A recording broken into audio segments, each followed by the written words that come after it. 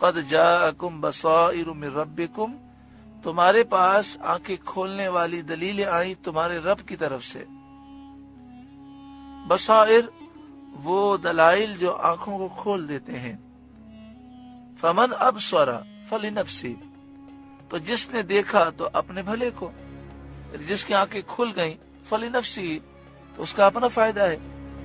ومن عمی، اور جو اندھا ہوا، فعلیہا، تو اپنے برے کو۔ ان دلائل کو دیکھنے کے باوجود بھی اس کی آنکھیں نہ کھلی، وہ سمجھا نہیں، وہ ایمان نہ لایا، تو اس نے اپنا نقصان کیا۔ وما انا علیکم بحفیظ، اور میں تم پر نگہبان نہیں ہوں۔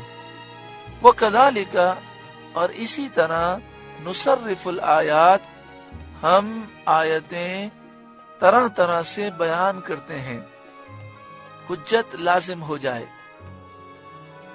وَلِيَقُولُوا دَرَسْتَ، اور اس لیے کہ کافر بول اٹھے کہ تم تو پڑھے ہو۔ یعنی یہ آیات بتدریج نازل ہوتی ہیں، کبھی ایک آیت، کبھی دو آیتیں، اور پھر ان آیات کو نبی اکرم صلی اللہ علیہ وآلہ وسلم اپنے صحابہ کرام کو سمجھاتے ہیں، صحابہ کرام انہیں یاد کرتے ہیں، حضور کے فرمان کو یاد کرتے ہیں، اور پھر سب میں یہ آیات کی تشریح اور آیات پھیلا دی جاتی ہیں، پھر لوگ اس پر عمل کر لیتے ہیں، پھر دوسری آیات نازل ہوتی ہیں۔ اس سے فائدہ یہ ہوتا ہے کہ آیات کا مفہوم دل میں راسخ ہو جاتا ہے۔ اگر کافر اس شبے میں پڑ گئے کہ انہوں نے کہا کہ درستہ، آپ تو پڑے ہوئے ہیں، یعنی مطلب یہ کہ آپ کسی اہل فکر سے اور اہل تدبر سے آپ کا رابطہ ہے، آپ ان سے پڑھتے ہیں، ایک دو آیتیں یاد کر لیتے ہیں، پھر ہمیں سکھاتے ہیں، تو یہ کافر اس شک میں مبتلا ہو گئے۔ وَلِنُبَيِّنَهُ لِقَوْمٍ يَعْلَمُونَ، اور اس لیے کہ اسے علم والوں پر واضح کر دیں۔ تو آیات آہستہ آہستہ اس لیے نازل ہوتی ہیں کہ جو علم والے ہیں ان پر اس کا مفہوم بالکل واضح ہو جائے۔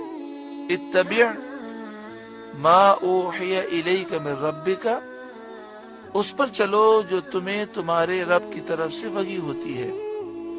لا الہ الا ہو، اس کے سوا کوئی معبود نہیں، وہ وحدہ لا شریک ہے۔ وَأَعْرِضْ عَنِ الْمُشْرِكِينَ، اور مشرکوں سے آپ منہ پھیر لیں۔ وَلَوْ شَاءَ اللَّهُ مَا أَشْرَكُوا، اور اگر اللہ چاہتا تو وہ شرک نہ کرتے۔ وَلَوْ، اور اگر، شاء اللہ، اللہ چاہتا، ما أَشْرَكُوا، وہ شرک نہ کرتے۔ اس کے معنی یہ نہیں ہے کہ اللہ تعالیٰ نے یہ پسند کیا کہ شرک کریں، یہ مطلب نہیں ہے۔ مطلب یہ ہے کہ اگر اللہ تعالیٰ چاہتا تو انہیں شرک کرنے کی جرت نہ ہوتی، یہ شرک کرنے جاتے تو برباد ہو جاتے، فوراً اللہ کا عذاب آ جاتا، اور جب چند پر اللہ کا عذاب آتا تو پھر کسی کو اس کی جرت نہ ہوتی۔ مگر اللہ تعالیٰ نے چاہا اس دنیا کو دار العمل بنایا۔ یہ دنیا دار العمل ہے، دار الامتحان ہے۔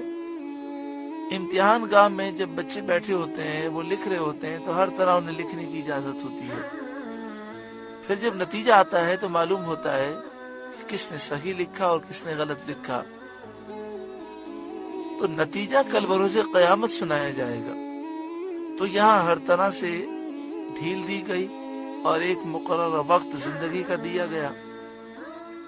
اگر اللہ تعالیٰ چاہتا تو اس دنیا کو دار الجزا بنا دیتا، کوئی آدمی جھوٹ بولتا فوراً اس کے منہ پہ فالج گر جاتا، تو اس کو دیکھ کر کسی کو ضرورت ہی نہ ہوتی کہ وہ جھوٹ بولے۔ اور اللہ تبارک و تعالیٰ چاہتا تو وہ جھوٹ بولنا چاہتے تو زبان ہی بند ہو جاتی۔ وَلَوْ شَاءَ اللَّهُ مَا أَشْرَكُوا، اور اگر اللہ چاہتا تو وہ شرک نہ کرتے۔ وَمَا جَعَلْنَاكَ عَلَيْهِمْ حَفِيظًا، اور ہم نے آپ کو ان پر نگہبان نہیں کیا۔ وما انت علیہم بوکیل، اور نہ آپ ان پر وکیل ہیں، یعنی ان کے جرائم کے آپ ذمہ دار نہیں۔